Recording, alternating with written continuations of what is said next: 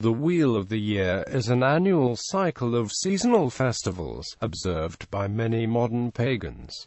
It consists of either 4 or 8 festivals, either the solstices and equinoxes, known as the quarter days, or the 4 midpoints between, known as the cross-quarter days. Syncretic traditions like Wicca often celebrate all 8 festivals. The festivals celebrated by differing sects of modern paganism can vary considerably in name and date. Observing the cycle of the seasons has been important to many people, both ancient and modern, and many contemporary pagan festivals are based to varying degrees on folk traditions. Among Wiccans, the festivals are also referred to as sabbats, but with Gerald Gardner claiming this term was passed down from the Middle Ages, when the terminology for Jewish Shabbats was commingled with that of other heretical celebrations.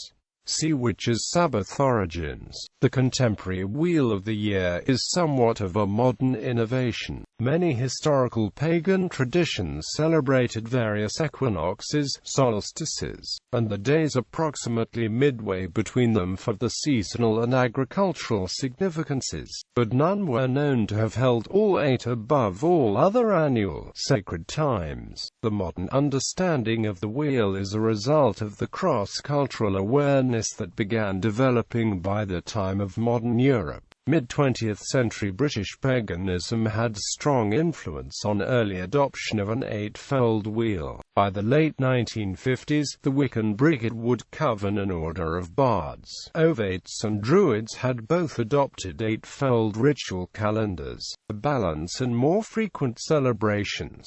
This also had the benefit of more closely aligning celebration between the two influential pagan orders. Due to early Wicca's influence on paganism and the syncretic adoption of Anglo-Saxon and Celtic motifs, the most commonly used English festival names for the Wheel of the Year tend to be Celtic and Germanic. The American True movement has adopted, over time, a calendar in which the heathen major holidays figure alongside many days of remembrance which celebrate heroes of the Edda and the sagas, figures of Germanic history, and the Viking Leif Erikson, who explored and settled Vinland. These festivals are not, however, as evenly distributed throughout the year as in Wicca and other heathen denominations. Festivals. In many traditions of modern pagan cosmology, all things are considered to be cyclical, with time as a perpetual cycle of growth and retreat tied to the sun's annual death and rebirth. This cycle is also viewed as a micro and macrocosm of other life cycles in an immeasurable series of cycles composing the universe.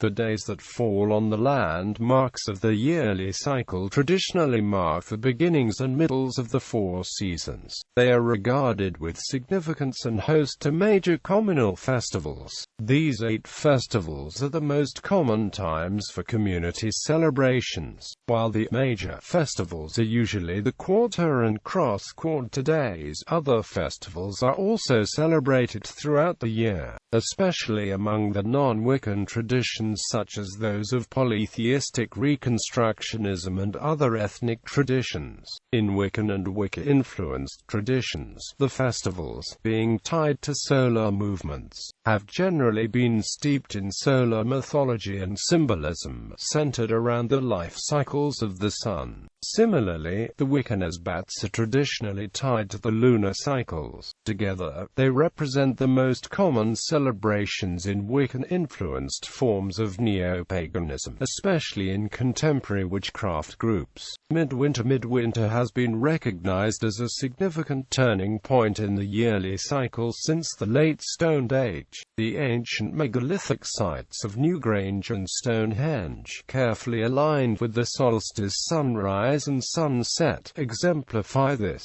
The reversal of the sun's ebbing presence in the sky symbolizes the rebirth of the solar god and presages the return of fertile seasons. From Germanic to Roman tradition, this is the most important time of celebration. Practices vary, but sacrifices, feasting, and gift-giving are common elements of midwinter festivities. Bringing sprigs and wreaths of evergreenery into the home and tree decorating are also common during this time. In Germanic traditions, this liminal festival marks the last month of the old year and the first month of the new year, and is followed by 11 days of extended celebration. In Roman traditions, additional festivities take place during the 6 days leading up to midwinter. Imbolc is the first cross-quarter day following midwinter. This day falls on the 1st of February and traditionally marks the first stirrings of spring. It is time for purification and spring cleaning in anticipation of the year's new life.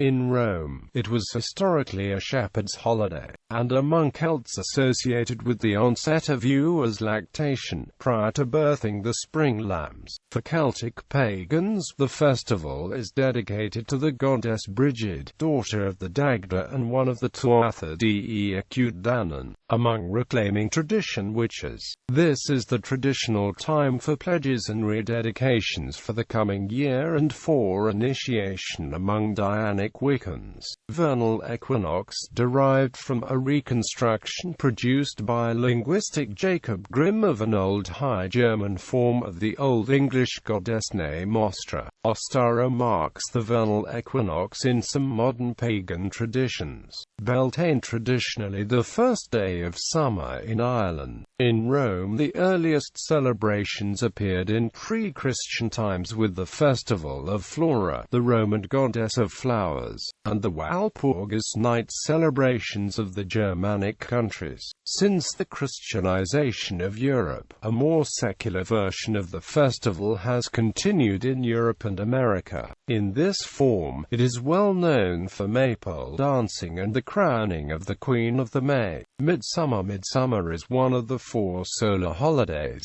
and is considered the turning point at which summer reaches its height and the sun shines longest. Among the Wiccan Sabbats, midsummer is preceded by Beltane, and followed by Lammas Lufnasad. Some Wiccan traditions call the festival either, a name occurring in Bede's The Reckoning of Time, which preserves a list of the Anglo-Saxon names for the 12 months.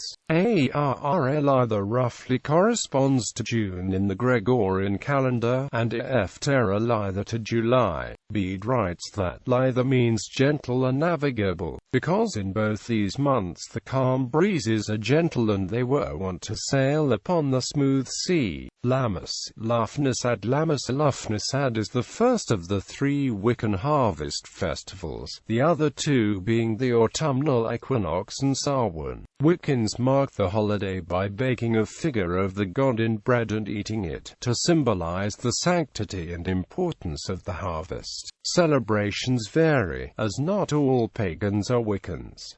The Irish name Lufnasad is used in some traditions to designate this holiday. Wiccan celebrations of this holiday are neither generally based on Celtic culture nor centered on the Celtic deity Lugh. This name seems to have been a late adoption among Wiccans.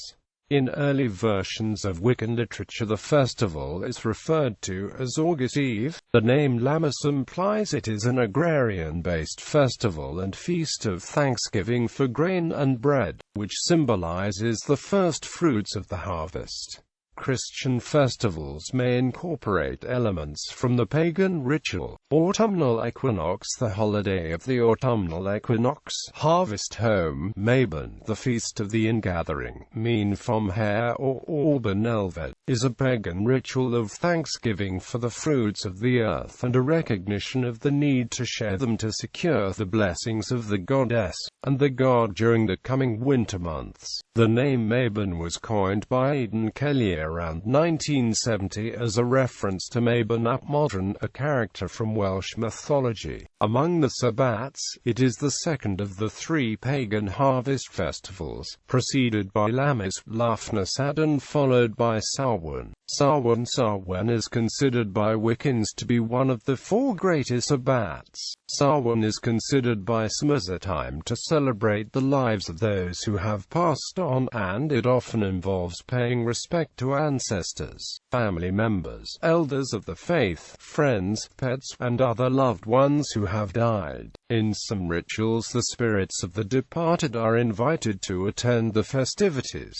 It is seen as a festival of darkness, which is balanced at the opposite point of the wheel by the festival of Beltane, which is celebrated as a festival of light and fertility. Many pagans believe that at Samhain the veil between this world and the afterlife is at its thinnest point of the whole year, making it easier to communicate with those who have left this world. Minor festivals. In addition to the 8 major holidays common to most modern pagans, there are a number of minor holidays during the year to commemorate various events. Germanic. The minor holidays common in contemporary Germanic paganism: Vali's Blot, celebration dedicated to the god Vali and to love, the 14th of February. Feast of the Einherjar, celebration to honor kin who died in battle, the 11th of November. Ancestors Blot, celebration of one's own ancestry, of the common ancestors of a Germanic ethnicity, the 11th of November. Yggdrasil Day, celebration of the world tree Yggdrasil, of the reality world it represents, of trees and nature, the 22nd of April. Winter Finding, celebration which marks the beginning of winter, held on a date between Haustblot and winter nights. Summer Finding, celebration which marks the beginning of summer, held on a date between Ostara and Walpurgis night.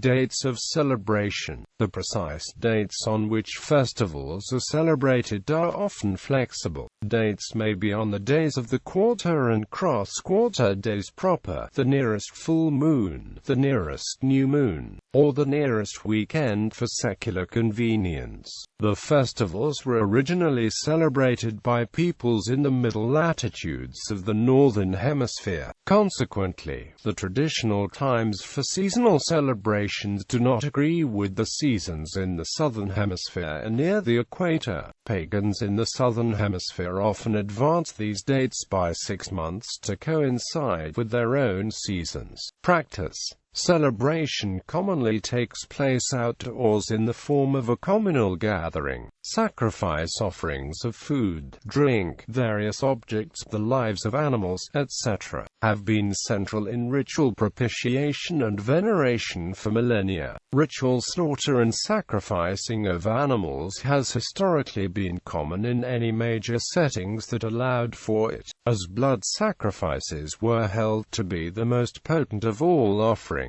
However, its use has always been tenuous, and modern pagan practice strongly avoids sacrificing animals in favor of grains, herbs, milk, wines, incense, baked goods, minerals, etc. The exception being with ritual feasts including meat, where the inedible parts of the animal are often burned as offerings while the community eats the rest. Sacrifices are typically offered to gods and ancestors by burning them. Burying and leaving offerings in the open are also common in certain circumstances. The purpose of offering is to benefit the venerated, show gratitude, and give something back, strengthening the bonds between humans and divine and between members of a community. Narratives. Celtic. It is a misconception in some quarters of the neo-pagan community, influenced by the writings of Robert Graves, that historical Celts had an overarching narrative for the cycle of the year. The evidence for this is lacking, and modern revivalists often observe only the 4 Gaelic fire festivals of the Celtic calendars. Slavic mythology tells of a persisting conflict involving Perun, god of thunder and lightning, and Veles,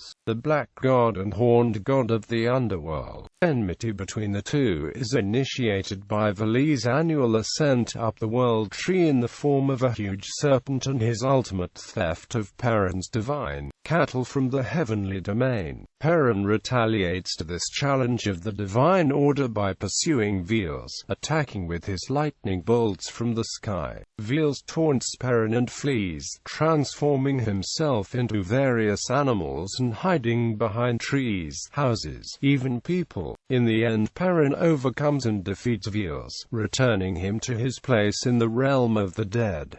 Thus the order of the world is maintained. The idea that storms and thunder are actually divine battle is pivotal to the changing of the seasons. Dry periods are identified as chaotic results of Veles thievery. This duality and conflict represents an opposition of the natural principles of earth, water, substance, and chaos, and of heaven, fire, spirit, order, not a clash of good and evil. The cosmic battle between the two also echoes the ancient Indo-European narrative of a fight between the sky-born storm god and chthonic dragon. On the great night, two children of Perun are born: Jarilo, god of fertility and vegetation and son of the moon, and Mirana, goddess of nature and death and daughter of the sun. On the same night, the infant Jarilo is snatched and taken to the underworld, where Veles raises him as his own. At the time of the spring equinox, Jarilo returns across the sea from the world of the dead, bringing with him fertility and spring from the evergreen underworld into the realm of the living.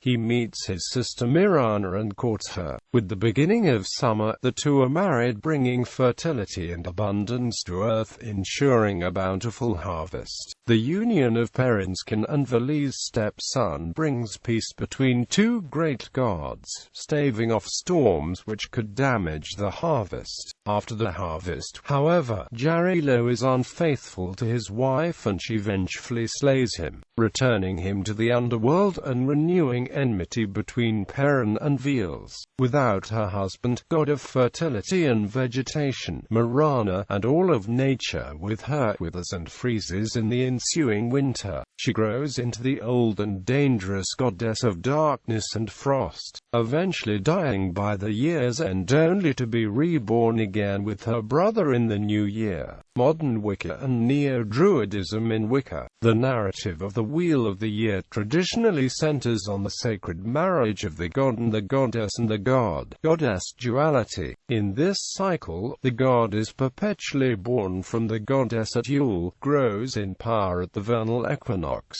courts and impregnates the goddess at Beltane, reaches his peak at the summer solstice, wanes in power at Lammas, passes into the underworld at Samhain until he is once again born from her mother, crone aspect at Yule. The goddess, in turn, ages and rejuvenates endlessly, with the seasons being courted by and giving birth to the horned god. Many Wiccan, Neo-Druid, and eclectic Neo-Pagans incorporate a narrative of the Oak King and the Holly King as rulers of the waxing year and the waning year respectively. These two figures battle endlessly with the turning of the seasons. At the summer solstice, the Holly King defeats the Oak King and commences his reign. After the autumn equinox, the Oak King slowly begins to regain his power as the sun begins to wane. Come the winter solstice, the Oak King in turn vanquishes the Holly King. After the spring equinox, the sun begins to wax again and the Holly King slowly regains his strength until he once again defeats the Oak King at the summer solstice. The two are ultimately seen as essential parts of a whole, light and dark aspects of the male god, and would not exist without each other. The Holly King is often portrayed as a woodsy figure, similar to the modern Santa Claus,